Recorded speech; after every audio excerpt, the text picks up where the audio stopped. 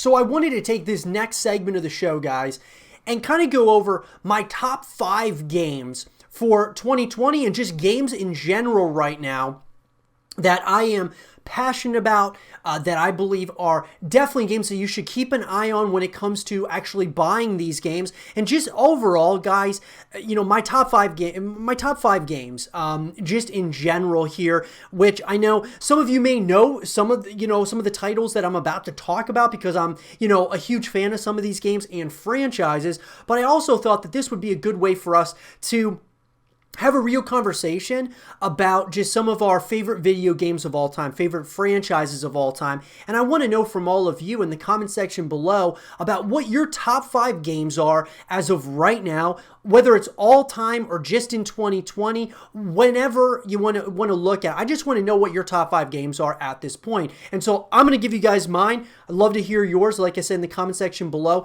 And what we'll do is we'll go through each of the games, and then we'll kind of talk about, are these games that you should buy, or should you kind of just wait until the next game in the franchise comes out, so on and so forth. So let's get into it. So coming in at number 1 for me, guys, is Call of Duty Modern Warfare. And you guys know me. I'm a massive Call of Duty fan and have been ever since Modern Warfare 2. Obviously, COD 4 I was a big fan of. I played the campaign, not so much the multiplayer side of things. But then once, after COD 4, really got into the multiplayer side in MW2. And Modern Warfare 2, guys, is still to this day, in my opinion, the second greatest Call of Duty ever made, to Black Ops 2, which is number 1. Modern Warfare, as well as Black Ops 4, are 2 games that kind of sit at third. They're kind of tied at third. And what I will say is that Call of Duty Modern Warfare is a full package deal, in my opinion, guys. I mean, when you look at it, it's pretty much Call of Duty every year is a package deal, because think of it this way. You, generally speaking, will get a campaign. Last year, Black Ops 4 didn't have a campaign. They kind of replaced that with Blackout, but we'll get to that in a second. So you typically, with Modern Warfare, you get the campaign, which in my opinion is the greatest campaign in any Call of Duty ever made. I thought that it was so immersive and the story was so well done in Call of Duty Modern Warfare. And then on top of that, I mean, the graphics and just all of that was just so spot on, so good, guys. The campaign's incredible. I would say just buy the game just to play the campaign alone. I've played it a couple of times myself, one on, one difficulty, then I went through on a second difficulty, and I also wanted to find all the intel and such. Incredible campaign. Then you also get a full multiplayer experience, more ways than ever to really be able to connect with, playing different multiplayer experiences. I love playing the 2v2 gunfight. I love, playing different multiplayer modes. Search and Destroy is pretty much, I would probably say is my favorite. Search and Destroy. And what I'm getting at, though, guys, is there's so many ways to connect with the multiplayer. Whether you want to play by yourself, with your friends, just with other people out there, it is an incredible. I love the multiplayer experience. I think it's great. Now, I know that there are complaints that people have that Infinity Ward hasn't updated certain things in certain aspects of the game, which is valid, and I would never take that away from anyone. But just as a whole, I think that it's a pretty fun multiplayer experience. And then on top of all of that, you get Spec Ops, which is co-op experiences, or you could go through it on your own if you wanted, but it's another way that you can play, and continue connecting. If you don't want to play the multiplayer experiences, you can continue playing. And then on top of all of that, guys, is Call of Duty Warzone, which came out free to play. And look, it's pretty much one of the biggest battle royales at this point in time, and it is an incredible experience. It kind of built off of Blackout, which I thought was a pretty fun experience, but this kind of really took it to the next step. And man, they've done an incredible job with Warzone, in my personal opinion. And it's probably one of the best parts of Call of Duty Modern Warfare, in my personal opinion. So all in all, guys, is this game worth buying? Absolutely. I mean, you get all kinds of stuff. Now, if you're not really into the campaign or really multiplayer modes, you're more into Battle Royale, you can just download Call of Duty Warzone and play it right now for free. But if you want all those other experiences, which is a full package deal, absolutely buy this game. Coming in at number 2 for me, guys, is another game that I am one of the big three to me, which Call of Duty being one of them, this being number two, that being Gears of War, and Gears 5, guys, being a game that I believe is, just an incredible addition to the franchise. And look, there's a lot of people, there's a lot of debate and talk that, there's people feel that there's a lot of problems going on at the Coalition and such. For me, though, I look at it from the totality of what it is that you get in the game. I mean, look, if you have Xbox Game Pass, you can play the game right now with your Game Pass subscription. And with that, you're getting a full campaign, which is essentially, pretty much the most immersive that we've ever seen in the Gears of War franchise, because it's a semi-open world. So there's exploration that you can have. I mean, obviously, it's semi-open world, and I'm sure hopefully moving into Gears 6, we're going to be getting a full open world. But nonetheless, from going from a linear experience in each of the previous Gears of War titles to now having a semi-open world is really special. And taking the helm of Kate Diaz, I thought was an incredible ordeal. I think she's a great character. I wish we could have played as JD one more time, and I didn't like the direction that they took JD in Gears 5, the campaign at least. But I loved just how immersive the world is when you kind of open it up to somewhat of a semi-open world. You get to make decisions along the way, which we'll kind of have to wait and see how that goes with canon as far as moving into Gear 6. But overall, guys, I thought it was the most immersive, experience that we've had to date in the Gears of War universe. It's not the best in the series. I believe Gears of War 3 is still the best, but Gears 5 is very good, in my opinion, from a campaign perspective. And then if we're moving over to, obviously, some co-op modes, that being like Horde mode and being able to play with your friends or just other people online. Horde mode's incredible. It's still just as great as it's always been. They've added escape mode, which is a really interesting, cool concept that you can go with your friends, which I really enjoy as well. And then on top of that, guys, you get a full-blown multiplayer experience. Once again, it's a full package deal, guys. I mean, that's really what it comes down to with Gears of War, as well as Call of Duty. You're getting a full package experience.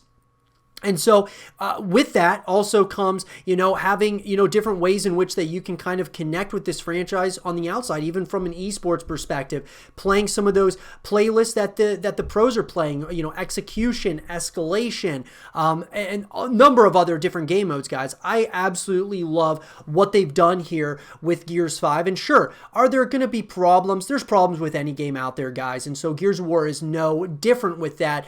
But is it worth playing? Is it worth putting time into? Is it worth the money at this point? Absolutely. And I would certainly try it out if you guys have not tried it out at this point. I think it's a great experience. And I think that, if you haven't played any of the Gears of War games, I would go back and start playing some of the original games, or play the Gears of War Ultimate Edition. But I would absolutely say, Gears 5 is a solid addition to the franchise. Coming in at number 3 for me, guys, to round out the big 3, in my opinion, is Starcraft, guys. Starcraft 2, really, Starcraft 1 was a great experience, but man, Starcraft 2, took leaps and bounds, when it came to graphically, to, the gameplay and all of those things from the first Starcraft. And I've always said that Starcraft is the most difficult game. It's the tennis of esports. It's the tennis of video games. If we compare it to real, to sports out there, I look at a game like tennis as the most difficult game in the world, because you have to have the endurance. It's all on you as an individual. Your ability to of speed, as well as just agility and being able to your aim, your precision when you have to aim and hit a certain target is unlike anything in any other sport, in my personal opinion. And so StarCraft is, in my opinion, the most tactical game when it comes to strategy out there in the world. I mean, as a player, if you're playing 1v1, it's all on you, and you've got to do everything for yourself, and putting yourself into a position to win.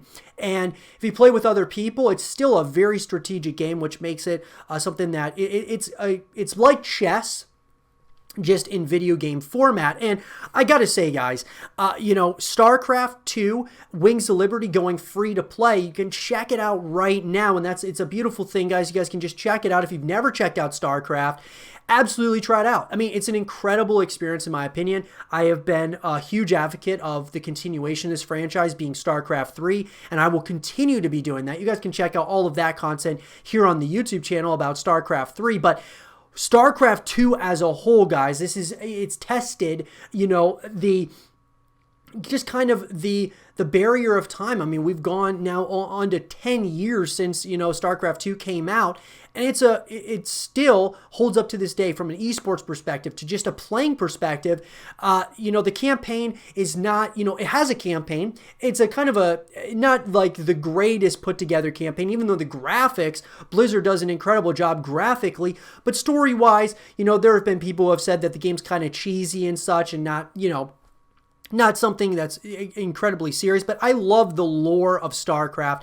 I want to explore it more. That's why I would love to see a continuation of it. But it's a great experience just to try out. And it also, in my opinion, if you've never played an RTS like StarCraft, playing the campaign really gets you engaged into the lore, but also the story and the mechanics of how the game works. So when you go to play multiplayer or co-op, you can of course do that. Each year, guys, we're getting new updates on StarCraft 2, that being like co-op commanders, new characters, and things of that nature, which also brings more playability. Having the multiplayer perspective from a 1v1 to 2v2, 3v3, whatever it is that you want to play, you can play with, your friends or by yourself with other people out there in the world. And I gotta say, it becomes an incredibly exciting experience, because each win, it feels so good when you win when you start winning games, because it's difficult to do within the world of StarCraft. And so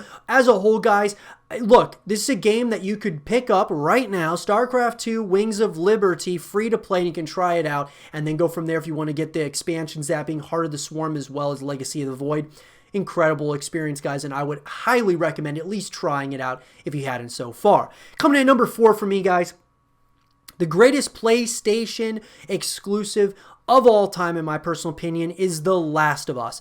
And look, coming off of the recent, release of The Last of Us Part 2, I'm going to be talking and speaking from I'll be giving you guys a review on The Last of Us 2 when I finish the game. I've started it, so I can give you a little bit of what my feelings are about it. But just as a whole, let's just look at this as a franchise. The Last of Us, when it released, was, at first it came with my PlayStation 4 and as it remastered, and I didn't really put much, I didn't really think about playing it that much. I had it and it was like, yeah, I'm going to try it at some point or another. Everyone talks about it, but I just, was playing other games. I was playing multiplayer games like Call of Duty, Gears of War, and such. And then one day I popped it in and I became instantly hooked on this game and this franchise. Absolutely loved the concept of, just this world that they've built over at Naughty Dog. Something that is really impressive. And I'll tell you, the moment where I was so hooked on this game was near my home city, which is Pittsburgh, PA. When we were walking through Pittsburgh, PA, in the game, in The Last of Us 2, and it's all run down, but there were areas of it that looked so familiar to me. That was a moment that I had in that video, in this, virtual world, that was such a huge, just an experience unlike any I've ever experienced. And, I've played The Last of Us 1 a number of times now, and I gotta say that I love the experience and what they've built here with the Last of Us franchise. They took some chances. They've done things within that universe that it felt like the adult version of Uncharted. There were kind of some aspects to it that were similar to Uncharted and obviously different, but Uncharted was more, to me at least, more of a kid-friendly game, even though it's not necessarily kid-friendly. It just kind of felt like a little more kid-friendly versus that of The Last of Us, which is that gritty, dark story.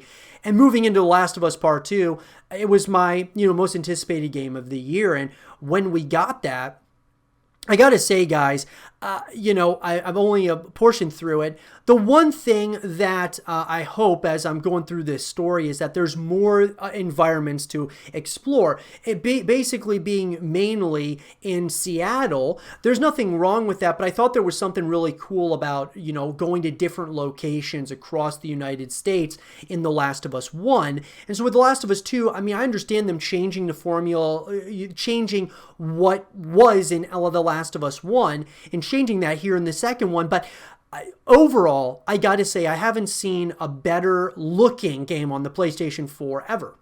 It is incredible what they have done in The Last of Us Part 2 as far as from a visual perspective.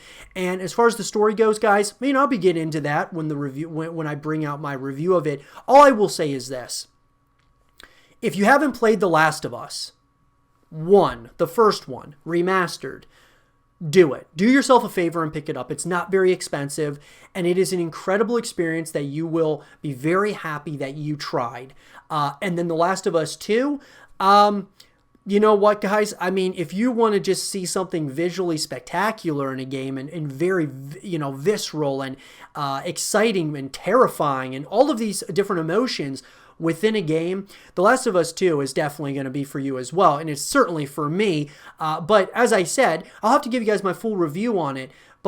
And then, just from a campaign perspective, it's incredible. But then from a multiplayer perspective, if you remember from The Last of Us 1, multiplayer in that was called Factions. Now, The Last of Us Part 2 is going to add multiplayer later on, similar to what CD Projekt Red is doing with Cyberpunk 2077. They're adding it later, but the fact of the matter is if you buy the game, you're getting a visceral and, a story, this like just breathtaking story. And then on top of that, you're getting a multiplayer experience later on. So it'll bring you back to the game over and over again. And so at the end of the day, I look at full packages. I look at games that you're getting a full package deal. And I believe that with The Last of Us 1 and even The Last of Us 2, you're going to be getting a full package deal here, in my opinion. And The Last of Us, guys, one of the greatest games of all time, in my personal opinion.